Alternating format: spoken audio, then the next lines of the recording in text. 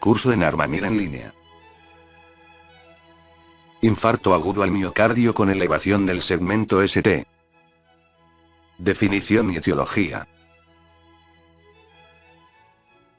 Definición y etiología. En la actualidad se define la existencia de infarto agudo al miocardio si hay evidencia de necrosis miocárdica en presencia de un cuadro clínico de isquemia. Es decir, elevación y posterior caída de los niveles de marcadores de necrosis. En la mayor parte de los casos el infarto agudo al miocardio se produce por un trombo coronario oclusivo. La cocaína también es causa de infarto agudo al miocardio, especialmente en personas jóvenes y sin factores de riesgo. La elevación del ST denota oclusión coronaria aguda y amerita atención urgente. En 15 minutos tras la oclusión completa inicia la necrosis del miocardio. En la mayoría de los casos, el infarto del miocardio con elevación del segmento ST, se produce por un trombo coronario oclusivo en el sitio de una placa ateroesclerótica preexistente. En pocas ocasiones, el infarto se debe a vasoespasmo prolongado, flujo sanguíneo miocárdico insuficiente o demanda metabólica excesiva. Muy pocas veces, el infarto del miocardio se produce a causa de oclusión embólica, vasculitis, disección de la raíz aórtica o la arteria coronaria o por aortitis. La cocaína es causa de infarto, y debe tenerse en cuenta en personas jóvenes sin factores de riesgo.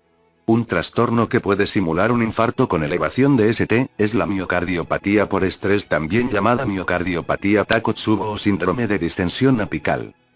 La elevación de ST denota oclusión coronaria aguda y por lo tanto, amerita tratamiento inmediato de reanudación del riego sanguíneo. La trombosis coronaria epicárdica es la más habitual, y ocurre generalmente por ruptura de una placa de ateroma, que en el 75% de los casos produce obstrucción de la luz leve o moderada, pero con gran contenido lipídico e inflamatorio. Es frecuente que pasen varios días desde la ruptura inicial de la placa hasta la oclusión trombótica coronaria que origina el infarto. Signos y síntomas. Síntomas. El dolor del infarto miocárdico agudo se describe como opresivo o transfictivo en la región retroesternal, con una duración mayor a 20 minutos, no responde adecuadamente a nitroglicerina, no se modifica con la respiración y a menudo se irradia al cuello, la mandíbula y o la región interna del brazo izquierdo. Dolor premonitorio. Por lo general hay agravamiento del patrón de la angina antes del inicio de los síntomas de infarto del miocardio. Lo habitual es que la angina inicie con un esfuerzo mínimo o en reposo. Dolor de infarto.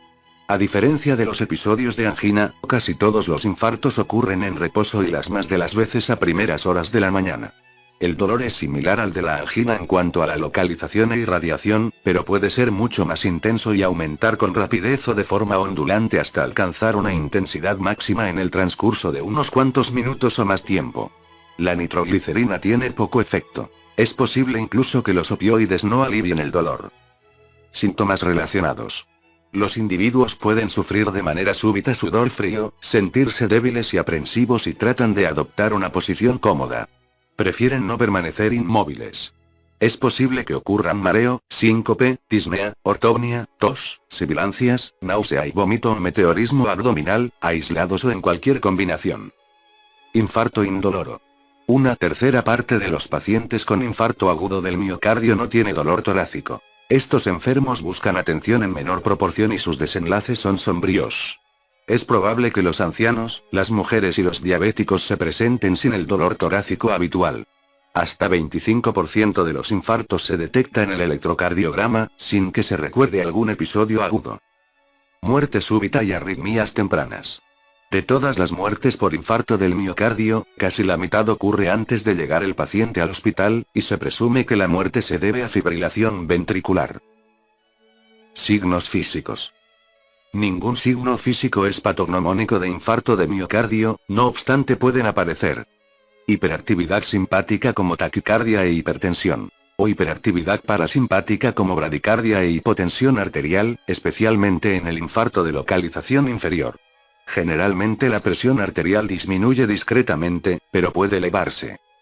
Los sujetos parecen ansiosos y algunas veces sudan de forma profusa.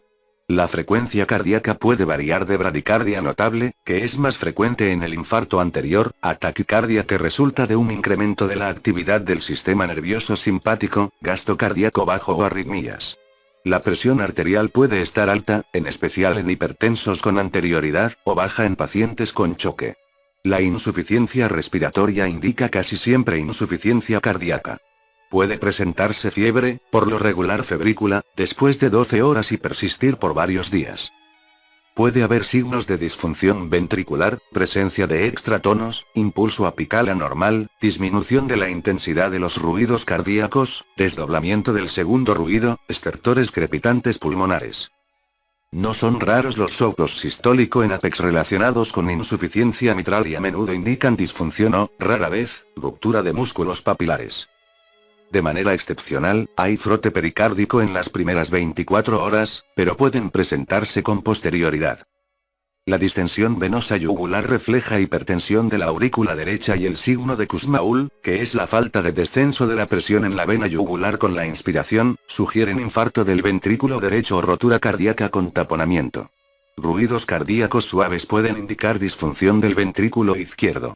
Como regla, hay gálopes auriculares o cuarto ruido, en tanto que son menos frecuentes los ventriculares o tercer ruido y estos indican disfunción considerable del ventrículo izquierdo.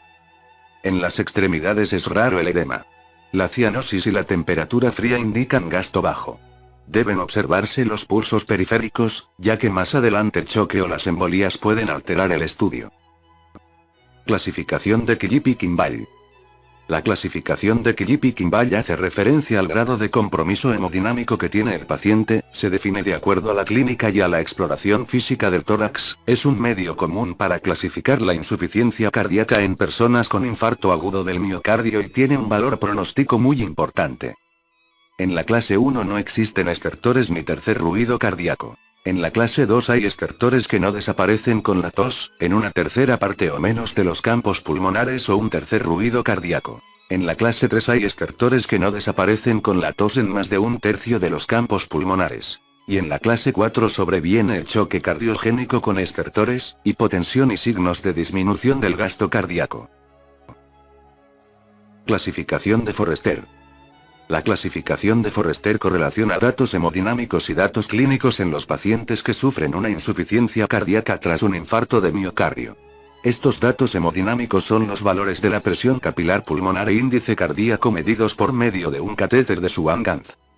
Un aumento de la presión capilar pulmonar supone que el ventrículo izquierdo no es capaz de bombear eficazmente la sangre, por lo tanto, la presión retrógrada hacia los capilares pulmonares aumenta, y una disminución del índice cardíaco implica que el corazón bombea menos sangre por minuto al resto del organismo. Para valorar la insuficiencia cardíaca postinfarto, se emplea con mayor frecuencia la clasificación de Killipi-Kimball, que está basada en datos clínicos y no es invasiva.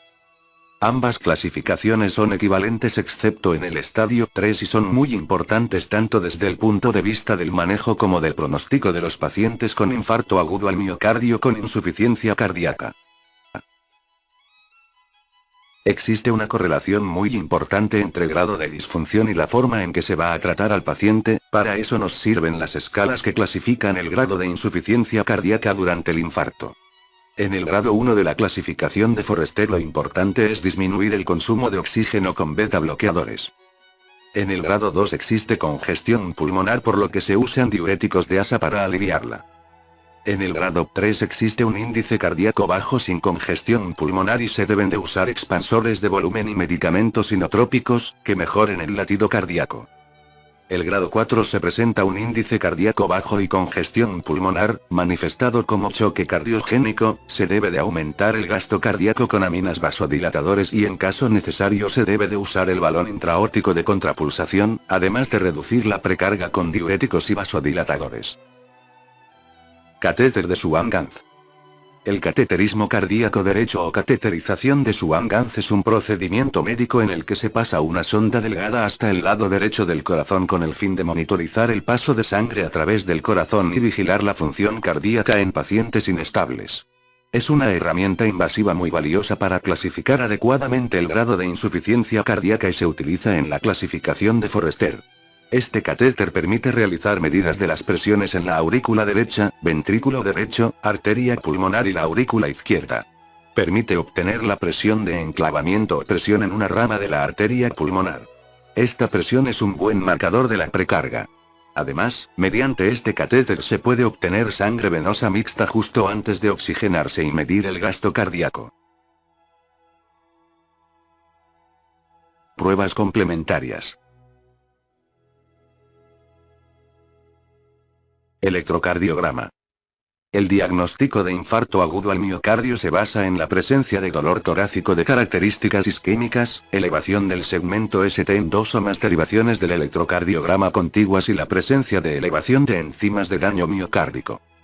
Es fundamental realizar el electrocardiograma tan pronto como sea posible, se recomienda antes de 10 minutos.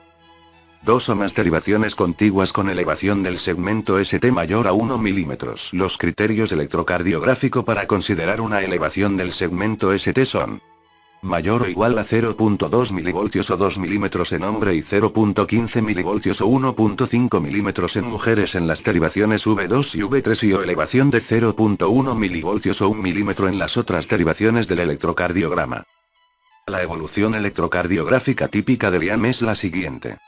Las primeras en aparecer son las ondas T en espiga, aparecen inmediatamente y desaparecen después de 6 a 24 horas. Junto con las ondas T picudas o en espigas, aparece elevación del segmento ST y desaparecen después de 1 a 6 semanas.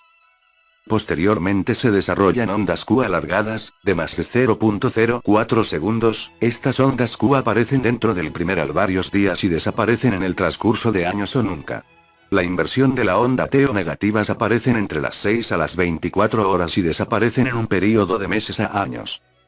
Los pacientes que se presentan con dolor torácico y nuevo bloqueo completo de rama izquierda del ACI serán diagnosticados como infarto agudo miocárdico con elevación del segmento ST, y se tratarán como tal.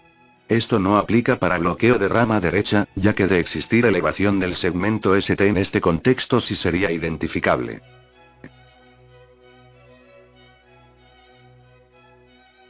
Relación electrocardiográfica y anatómica de la elevación del segmento ST. En esta tabla se muestra la relación electrocardiográfica con la anatomía del corazón. Es sumamente importante memorizarla y entenderla a la perfección, ya que es un tema muy frecuente de preguntas en todos los exámenes. Infarto agudo al miocardio con elevación del segmento ST. En esta diapositiva se observa el trazo característico de un electrocardiograma realizado a un paciente con infarto agudo al miocardio, con lesión de la región septal y anterior del corazón. De acuerdo a la tabla presentada en la diapositiva anterior, se puede apreciar perfectamente la elevación del segmento ST en las derivaciones V2 a V5. Datos de laboratorio. CK. Se encuentra en músculo estriado y tejidos como el cerebro, riñón, pulmón y tracto gastrointestinal. Por lo tanto tiene una baja especificidad para infarto cardíaco. Por lo que, los niveles de CK pueden estar elevados en condiciones no cardíacas, incluyendo trauma, convulsiones, insuficiencia renal, hipertermia e hipertiroidismo. CKMB. Es cardíaca específica y se usa para el diagnóstico temprano del infarto agudo al miocardio. Se detecta en suero de 4 a 6 horas después de iniciada la isquemia, presenta un pico de actividad entre las 12 a 24 horas y sus niveles se normalizan en 2 a 3 días. Puede ser útil para detección temprana de un nuevo infarto después de las 24 horas de haberse presentado el primero. Troponinas cardíacas I y T. Son los marcadores preferidos para el diagnóstico de daño cardíaco. Se miden al momento de la admisión en urgencias y se repite la medición de 6 a 12 horas después. Pacientes con una CKMB normal y una troponina elevada se considera que tiene un daño cardíaco menor o microinfarto. Pacientes con elevación de ambos marcadores se les considera que sufren un infarto al miocardio. Las troponinas cardíacas pueden permanecer elevadas por más de 2 semanas después de que los síntomas iniciaron. Esto las hace útiles como marcadores tardíos de un infarto agudo al miocardio reciente. Niveles elevados de troponinas ayudan en la identificación de pacientes con riesgo de muerte alto en el momento del infarto. Mioglobina. Comienza a elevarse de la primera a la cuarta hora después de iniciado el dolor precordial. Una mioglobina normal a las 4 horas tiene un muy alto valor predictivo negativo para infarto agudo al miocardio, es decir, si no se ha elevado para entonces, difícilmente se trata de un infarto y tenemos que valorar otros diagnósticos diferenciales. Enzimas cardíacas. Tradicionalmente, los marcadores utilizados en el diagnóstico del infarto agudo al miocardio han sido la creatina fosfocinasa o CPK, y su fracción CPKMB y las enzimas glutamato oxalacetato transaminasa o TGO y lactato deshidrogenasa o LDH, las últimas dos ya no se recomiendan. En la actualidad, el marcador de elección es la troponina cardioespecífica TOI. En la tabla se representa el patrón temporal de cada enzima, el cual tiene un gran valor diagnóstico. Radiografía de tórax en el infarto agudo al miocardio. La principal manifestación pulmonar en la patología cardíaca, es por mucho, el edema agudo de pulmón, aunque en algunos casos se pueden encontrar radiografías limpias. En esta diapositiva se muestran los principales signos en la radiografía de tórax. Redistribución vascular. La trasudación de líquido en los espacios intersticiales del pulmón constituye el primer período del edema pulmonar, ya que los capilares están situados en este compartimento. Pérdida de la definición vascular y borrosidad de los márgenes ciliares. Cuando la hipertensión venosa pulmonar es de grado moderado o transitoria, la trasudación líquida se produce en el espacio intersticial, y se deposita en la envoltura perivascular y tabiques interlobulares. Es esta localización anatómica lo que produce el típico patrón radiológico de pérdida de la normal definición de los vasos pulmonares y engrosamiento de tabiques interlobulares, también llamadas líneas de Kelley. Las anomalías ciliares son hallazgos comunes en el edema intersticial. Se describe aumento de tamaño e incremento de la densidad, aunque estos dos signos no son específicos. Sin embargo, la borrosidad de los márgenes ciliares sí se considera característico del edema intersticial. El aumento de densidad perihiliar, descrito como signo de edema intersticial, estaría integrado por borrosidad perihiliar y aumento difuso de la densidad, se denomina también niebla perihiliar y algunos autores consideran que es un signo de edema alveolar incipiente. Engrosamiento de tabiques interlobulares. Representan engrosamiento por líquido de los tabiques interlobulares. Las líneas A de Kelley son densas, largas de hasta 4 centímetros de longitud, localizadas más frecuentemente en campos medios y superiores del pulmón, con disposición ilíofuga. Se identifican frecuentemente en situación retroesternal. Las líneas B de Kelley son cortas, delgadas de 1 a 3 centímetros de longitud, 2 milímetros de grosor. Suelen formar ángulo recto con la superficie pleural en las regiones basales del pulmón, especialmente en los ángulos costofrénicos, aunque raramente pueden verse también en las porciones superiores del mismo. Las líneas C de Kelley son las que se observan con menor frecuencia, suelen verse en las porciones centrales y basales del pulmón como una fina red de líneas finas que se entrecruzan en tela de araña. Engrosamiento fisural. Otro signo de edema intersticial, que suele hacerse evidente cuando la acumulación de exceso de agua es considerable, es el engrosamiento de las líneas fisura interlobulares por acumulación de líquido en el espacio subpleural, que se halla en continuidad con los tabiques interlobulares. Además del engrosamiento de las fisuras, el exceso de líquido puede producir una separación de la capa pleural en los recesos costofrénicos sobre todo, que a veces se confunde con derrame pleural, que desde luego también puede existir. Tratamiento. Tratamiento inicial. Es importante establecer que la rápida identificación de un infarto miocárdico en evolución y su tratamiento inmediato son esenciales para mejorar el pronóstico de los pacientes. La evaluación inmediata se debe de realizarse en menos de 10 minutos después del ingreso a urgencias. Debemos realizar medición de los signos vitales. Medición de la saturación de oxígeno. Se debe de canalizar al paciente y obtener una vía intravenosa. Se tomará electrocardiograma de 12 derivaciones y su interpretación debe de realizarse dentro de esos primeros 10 minutos. La historia clínica debe de enfocarse a valorar los criterios de inclusión y exclusión para terapia fibrinolíticos y la exploración física debe ser breve. Se recomienda solicitar estudios de coagulación y enzimas cardíacas, no son necesarios para el diagnóstico inicial, pero sirven para diferenciar entre angina inestable e infarto agudo sin elevación del segmento ST. Realizar la curva enzimática. Evaluar el estado de reperfusión y posibles reinfartos. También se recomienda tomar una radiografía de tórax portátil, lo más pronto posible. Tratamiento general inmediato. Se resume en el acrónimo de MONA, M de morfina, O de oxígeno, N de nitroglicerina, A de aspirina. El oxígeno se debe de administrar a una cantidad de 4 litros por minuto como mínimo y el objetivo es mantener la saturación por arriba o igual a 94%. El ácido acetilsalicílico se utiliza en una dosis que va de 160 a 325 miligramos, y es recomendable utilizarlo en forma masticable porque tiene una mejor biodisponibilidad. La nitroglicerina se usa en forma sublingual o en aerosol, solo en caso de que se confirme el infarto se iniciara en su forma intravenosa. El objetivo de este medicamento es disminuir el dolor, así que se puede administrar hasta por 3 veces con intervalos de 5 minutos. Si después de la tercera dosis no hay respuesta, se administra morfina. La morfina se administra en dosis de 2 a 4 miligramos por intervalos de 5 minutos, en caso que la nitroglicerina no haya funcionando después de su tercera dosis, se debe de evitar en caso de hipotensión o sospecha de infarto que involucre al ventrículo derecho. Terapias de reperfusión. La recomendación actual es el tratamiento de reperfusión del riego sanguíneo a los pacientes con infarto con elevación del segmento ST que buscan atención médica en las primeras 12 horas luego del inicio de los síntomas, ya sea por intervención coronaria percutánea primaria o tratamiento trombolítico. Los enfermos sin elevación del segmento ST no se benefician, incluso pueden sufrir daño con la trombólisis. Intervención coronaria percutánea. Indicado en infarto con elevación del ST con evolución menor a 12 horas. Con las siguientes metas. Intervalo máximo de 90 minutos entre el primer contacto médico y la dilatación, a este periodo se le llama tiempo puerta-balón.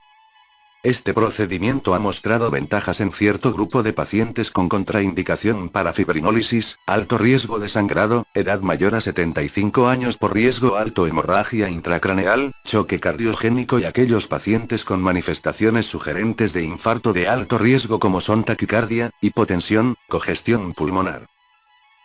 Se prefiere una estrategia invasiva con intervención coronaria percutánea en los siguientes casos: más de 3 horas desde el inicio de los síntomas, disponibilidad de instalaciones y recursos, con soporte quirúrgico, tiempo del primer contacto médico a dilatación con balón menor a 90 minutos, cuando existen contraindicaciones para fibrinólisis, riesgo elevado de hemorragia incluida hemorragia intracraneal, infarto de alto riesgo con insuficiencia cardíaca, clase Kimball mayor a 3 y cuando hay duda en el diagnóstico de infarto. Existen otras modalidades de intervención coronaria percutánea. Intervención coronaria percutánea de rescate. Es un procedimiento que se realiza en pacientes que en un inicio fueron llevados a fibrinólisis y no cumplieron los criterios de reperfusión a los 90 minutos de resolución del segmento ST menor a 50% en la derivación con la máxima elevación, o bien aquellos que presentan dolor persistente y elevación del segmento ST recurrente después de la fibrinólisis exitosa, pacientes con inestabilidad hemodinámica y eléctrica. Esta estrategia tiene mejores desenlaces clínicos en comparación con el tratamiento médico solo. Intervención coronaria percutánea rutinaria post-fibrinólisis. Existen estudios que demuestran un resultado positivo al realizar intervención coronaria percutánea en pacientes que en un inicio se trataron con fibrinólisis en un hospital sin sala de hemodinamia y que se trasladaron a un centro con capacidad para realizar el procedimiento cuando este se lleva a cabo 6 horas después de aplicar el fibrinolíticos. Intervención coronaria percutánea facilitada. Esta estrategia consiste en realizar la intervención coronaria percutánea inmediatamente después de suministrar el fibrinolítico con el objetivo de mejorar la permeabilidad de la arteria responsable del infarto.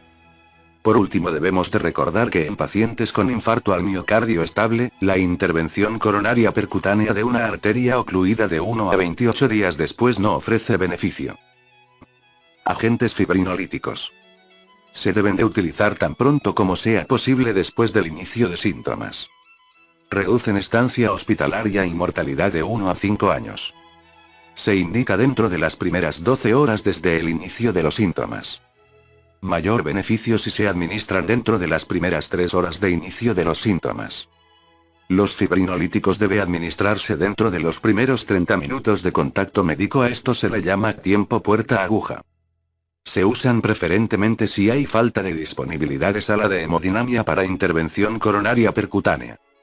Su uso se relaciona con hemorragia intracraneana, especialmente con alteplasa y heparina, si el paciente es mayor de 65 años, peso menor a 70 kilogramos y si la presión arterial es mayor de 180/110. Contraindicaciones absolutas del uso de fibrinolíticos. En 0.5 a 5% de los pacientes sobrevienen complicaciones por hemorragia mayor, la más grave es la intracraneal. Los principales factores de riesgo de esta última son edad mayor de 65 años, hipertensión cuando se presenta, en especial 180/110 milímetros de mercurio, peso corporal bajo menor a 70 kilogramos y uso de fármacos trombolíticos específicos de coágulo como alteplasa, reteplasa, tenecteplasa. Aunque los individuos mayores de 75 años de edad tienen una tasa de mortalidad mucho más alta en el infarto agudo del miocardio, y en consecuencia pueden obtener mayores beneficios, también se incrementa el riesgo de una hemorragia grave, en particular en enfermos con factores de riesgo de hemorragia intracraneal, como hipertensión grave o apoplejía reciente. Los pacientes que se presentan 12 horas después del inicio del dolor torácico también pueden obtener un beneficio pequeño, en especial si persisten el dolor y la elevación del segmento ST, pero este beneficio rara vez supera el riesgo asociado.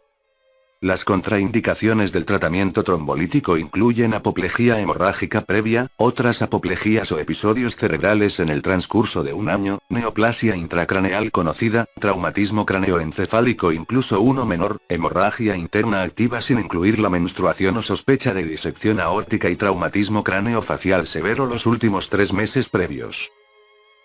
Contraindicaciones relativas del uso de fibrinolíticos.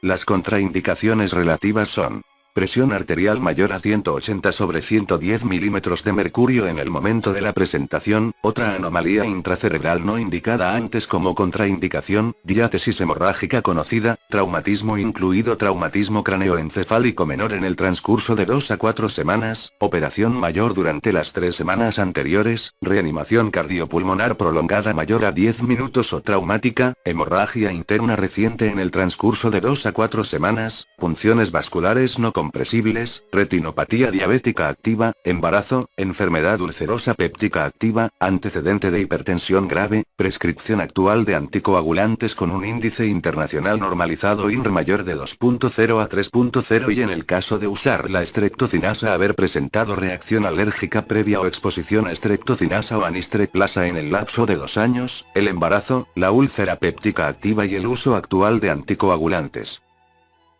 Trombólisis o fibrinólisis. En términos absolutos, los pacientes que más se benefician del tratamiento trombolítico, en comparación con su falta de administración, son los de mayor riesgo, con infartos más extensos, de localización anterolateral o con bloqueo de rama izquierda de reciente aparición, o con compromiso hemodinámico. En términos relativos, el beneficio es más homogéneo en todos los grupos de pacientes, incluidos los ancianos. Existe un claro mayor rendimiento cuanto más precoz sea la administración del fármaco, por lo que si no se puede realizar una intervención coronaria percutánea primaria en los plazos adecuados, y no existen contraindicaciones para fibrinólisis, está indicado su empleo, incluso en el ámbito prehospitalario, si la trombólisis va a ser la estrategia de reperfusión elegida. En los primeros 30 minutos de la atención al paciente, no existen datos comparativos concluyentes entre fibrinólisis prehospitalaria frente a intervención coronaria percutánea primaria en los plazos establecidos. Tipos de trombolíticos disponibles. No específicos de la fibrina. Streptokinasa. Es económica y efectiva, pero es antigénica y, por tanto, puede dar lugar a reacciones alérgicas y no debe repetirse su empleo. Anistreptasa, uroquinasa. Actualmente en desuso. Específicos de la fibrina, con estos medicamentos es obligatorio el empleo concomitante de heparinas. Alteplasa, activador tisular del plasminógeno. Su empleo mediante bollo intravenoso seguido de infusión a lo largo de 60 minutos se asocia a 10 muertes menos, pero 3 hemorragias cerebrales más que la streptokinasa por cada 1000 pacientes tratados. Reteplasa. Similar a la alteplasa pero de administración más cómoda, 2 bolos separados 30 minutos. Tenecteplasa. Es aún más cómodo pues se administra un bolo único ajustado al peso, es igual de efectivo que el alteplasa y con menor riesgo de sangrado no cerebral. Tratamiento posfibrinolítico. Una vez que termina la trombólisis, debe continuarse con ácido acetilsalicílico de 81 a 325 mg al día y heparina. Se recomienda la anticoagulación continua durante toda la estancia en el hospital o hasta por 8 días y los anticoagulantes que se recomiendan son la enoxaparina o el fondaparinux. La heparina no fraccionada se utiliza a una dosis inicial de 60 unidades por kilogramo en bolo hasta un máximo de 4000 unidades, seguida de infusión de 12 unidades por kilogramo por minuto hasta un máximo de 1000 unidades, ajustada luego para mantener un tiempo de tromboplastina parcial activado de 50 a 75 segundos, a partir de un tiempo de tromboplastina parcial activado medido 3 horas después de la administración del trombolítico, se continúa al menos por 48 horas después de la alteplasa, reteplasa o tenecteplasa, y se continúa con algún anticoagulante hasta la revascularización si se realiza o hasta el alta del hospital o al 8º día. Heparina de bajo peso molecular. La enoxaparina redujo la mortalidad y los infartos del miocardio a los 30 días en comparación con la heparina no fraccionada, a expensas de un incremento moderado de las hemorragias.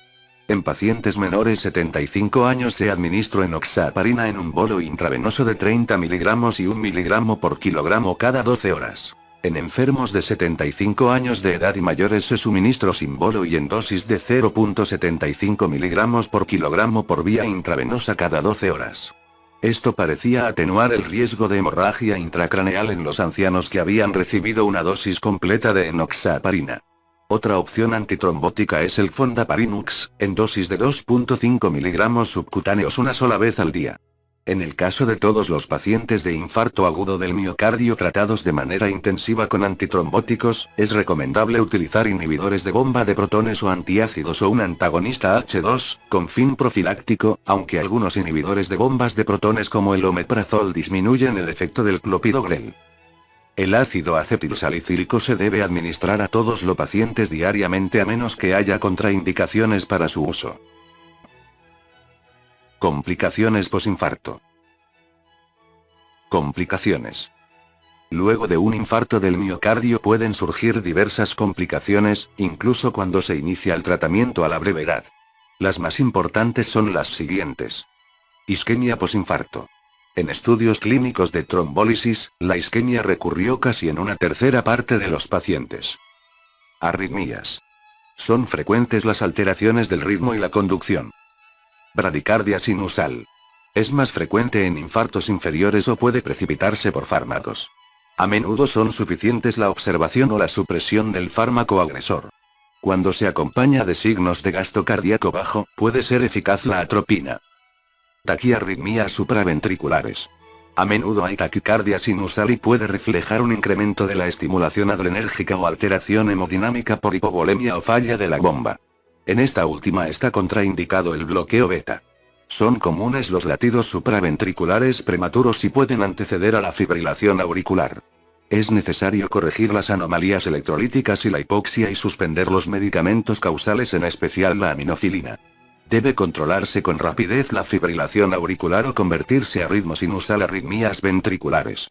Las arritmias de este tipo son muy frecuentes en las primeras horas después de un infarto y constituyen marcadores de alto riesgo.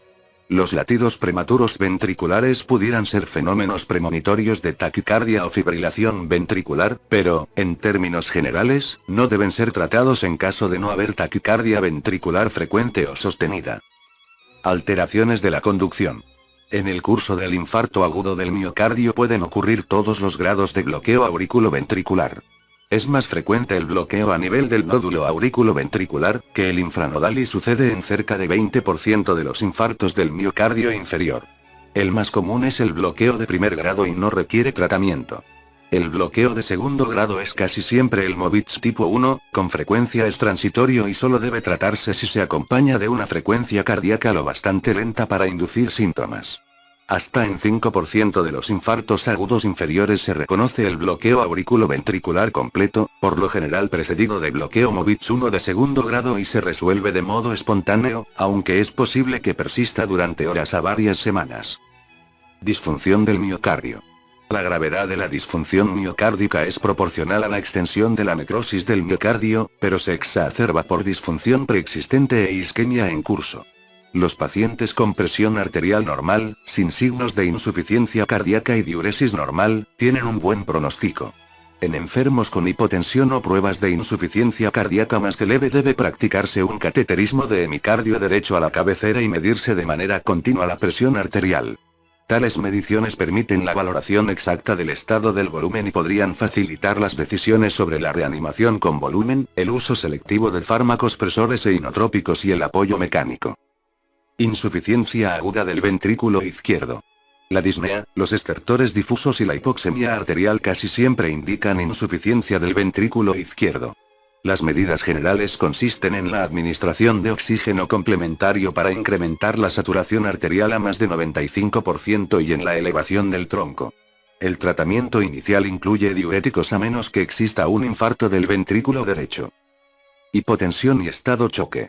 Debe suponerse que los pacientes con hipotensión, presión arterial sistólica menor a 90 milímetros de mercurio, individualizada con base en la presión arterial previa, y signos de hipoperfusión como gasto urinario bajo, confusión, extremidades frías y que no responden a la reanimación con líquidos están en estado de choque cardiogénico, por lo que es preciso considerar el cateterismo y la revascularización urgentes, apoyo mediante bomba con globo intraórtico y vigilancia hemodinámica con un catéter en la arteria pulmonar. Continuación de las complicaciones más frecuentes. Infarto del ventrículo derecho. En una tercera parte de los pacientes con infarto de la pared inferior existe un infarto del ventrículo derecho, pero tiene significancia clínica en menos del 50% de los casos. Se presenta con hipotensión y preservación relativa de la función del ventrículo izquierdo y debe considerarse siempre que los sujetos con infarto inferior tengan una presión arterial baja, presión venosa elevada y pulmones normales. El diagnóstico se sugiere por elevación del segmento ST en las derivaciones torácicas anteriores derechas, en particular V4. El diagnóstico puede confirmarse mediante ecocardiografía o mediciones hemodinámicas. El tratamiento consiste en una carga de líquidos para mejorar el llenado del ventrículo izquierdo y fármacos inotrópicos, si es necesario. Defectos mecánicos. Ocurre ruptura parcial o total de un músculo papilar o el tabique interventricular en menos del 1% de los infartos agudos del miocardio y supone un mal pronóstico.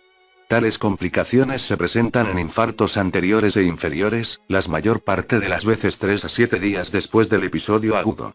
Se detectan por la aparición de un nuevo soplo sistólico y deterioro clínico, a menudo con edema pulmonar. Rotura del miocardio. Ocurre rotura completa de la pared libre del ventrículo izquierdo en menos del 1% de los pacientes, y suele ocasionar la muerte de inmediato. Se presenta 2 a 7 días después del infarto, por lo general incluye la pared anterior y es más frecuente en mujeres de edad mayor. La rotura incompleta o gradual puede sellarse por el pericardio y crear un pseudoneurisma, que por lo común se reconoce mediante ecocardiografía, angiografía con radionúclidos o angiografía del ventrículo izquierdo, a menudo como un hallazgo incidental. Aneurisma del ventrículo izquierdo.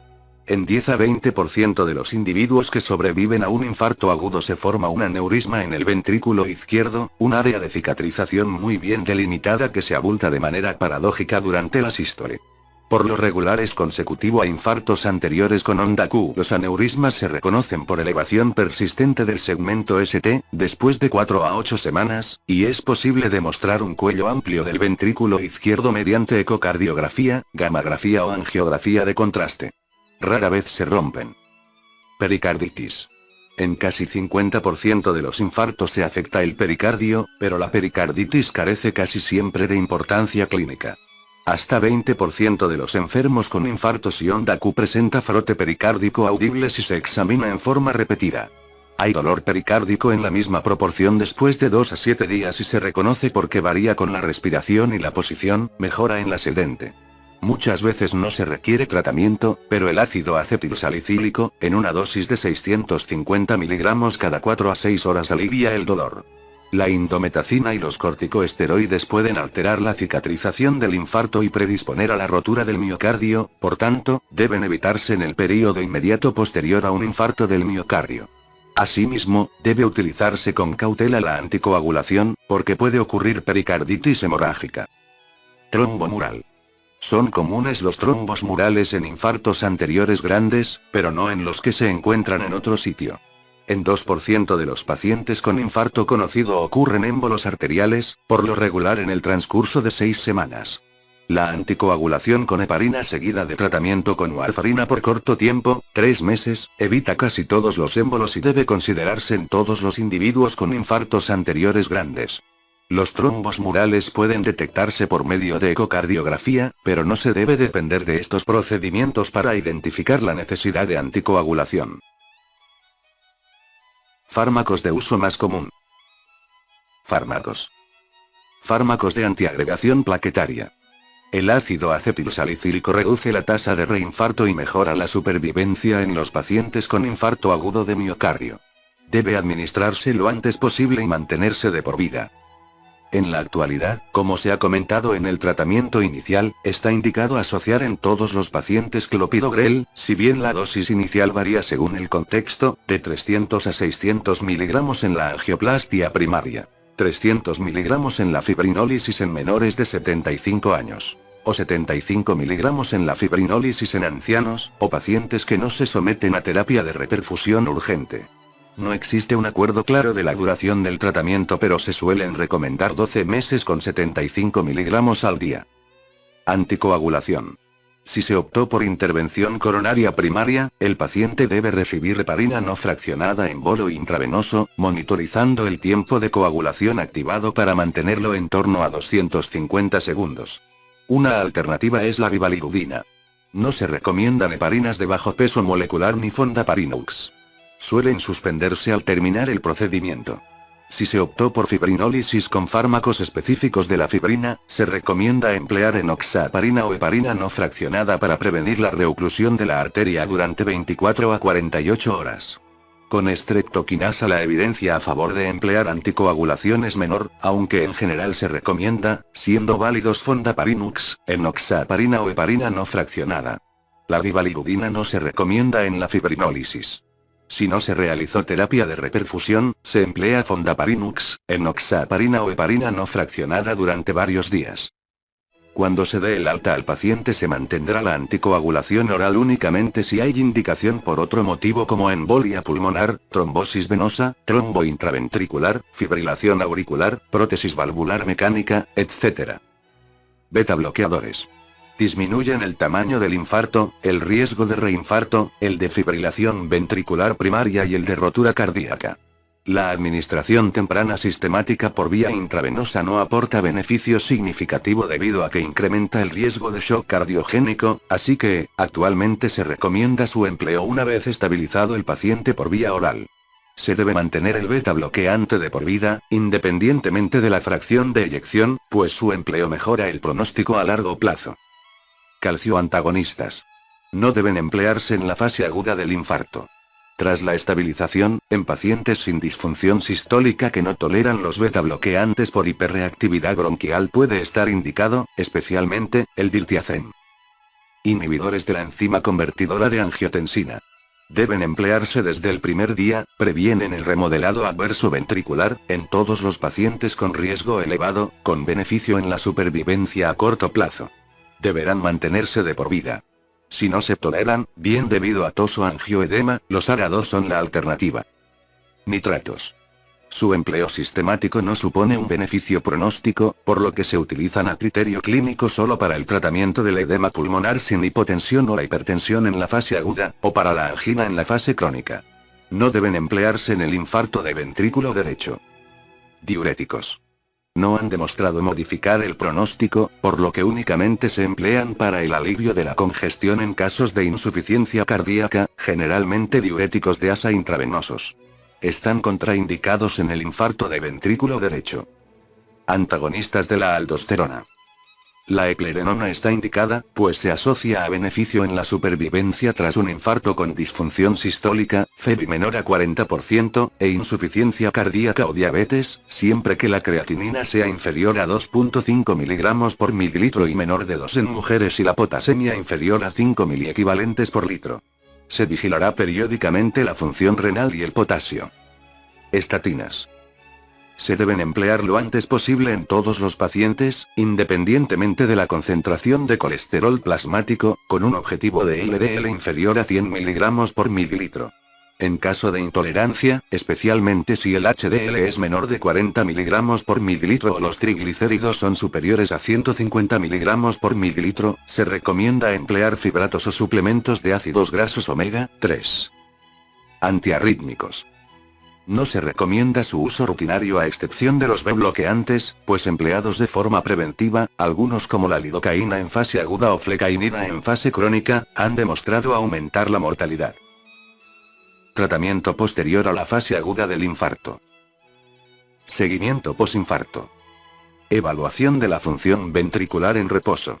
Si durante la coronariografía, en caso de haberse realizado, no se evaluó la fracción de eyección del ventrículo izquierdo, que es el principal determinante del pronóstico junto a la clase funcional, y el tamaño del infarto mediante ventriculografía, está indicado realizar en todos los pacientes una ecocardiografía en reposo en las primeras 24 a 48 horas con esa finalidad. El miocardio afectado suele recuperar su función en las 2 primeras semanas tras la reperfusión. En la actualidad, con la expansión de la intervención coronaria percutánea primaria y la coronariografía en pacientes con infarto agudo de miocardio, la evaluación de isquemia previa al alta hospitalaria juega un papel secundario, ya que en la mayoría de pacientes ya se conoce la extensión y gravedad de sus lesiones coronarias, lo que permite emplear el tratamiento de revascularización indicado. En torno al 10% de pacientes con un infarto agudo de miocardio vuelven a padecerlo en el primer año de seguimiento, por lo que la detección de los casos de mayor riesgo es fundamental. En todos los casos, incluso tras intervención coronaria percutánea primaria, puede ser recomendable realizar una prueba de detección de isquemia, en general la ergometría convencional, entre las 4 y 6 semanas para evaluar la presencia de isquemia residual y la capacidad funcional, especialmente si el paciente va a participar en programas de rehabilitación cardíaca. Está indicado evaluar la concentración de colesterol y sus fracciones HDL y LDL, de triglicéridos, la glucemia y la función renal en todos los pacientes para optimizar el tratamiento a largo plazo. Abandono del tabaco. Esta sencilla medida puede disminuir 1/3 la mortalidad a medio plazo. Pueden emplearse parches de nicotina, bupropión o antidepresivos para la deshabituación. Dieta saludable y reducción de peso. Debe recomendarse una dieta cardiosaludable y la reducción de peso si el índice de masa corporal es mayor de 30 y el perímetro de cintura es superior a 102 centímetros en varones y 88 en mujeres. Se debe restringir la sal en caso de hipertensión o insuficiencia cardíaca. Puede considerarse el suplemento de omega 3, especialmente en caso de hipertrigliceridemia. Control estricto de los factores de riesgo. Incluye tratar la hipertensión arterial, el objetivo son valores inferiores a 130/80 milímetros de mercurio. Tratar la diabetes mellitus, el objetivo son valores de hemoglobina glucosilada menor de 7%. Y también se debe de tratar la dislipidemia. Se recomienda realizar ejercicio físico aeróbico controlado al menos 5 días en semana. En casos de alto riesgo es especialmente útil la participación en programas de rehabilitación cardíaca. Evaluación del riesgo arrítmico. Dada la escasa eficacia de los fármacos antiarrítmicos y el potencial aumento de la mortalidad en pacientes con infarto en caso de precisarse un tratamiento para prevenir la muerte súbita arrítmica, se indica el implante de un desfibrilador automático, nunca antes de 40 días tras el infarto, pues su empleo más precoz no aporta beneficio y sin riesgos adicionales. Siempre se debe asegurar el tratamiento médico óptimo y la revascularización, si está indicada, antes de decidir el implante.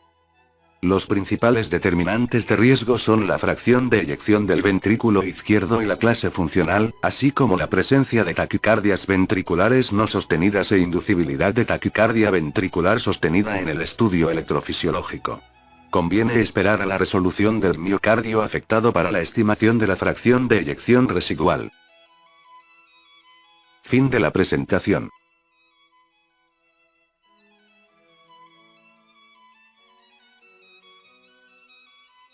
Gracias por ver la presentación. Si tienes dudas u opiniones, por favor comenta y dale like.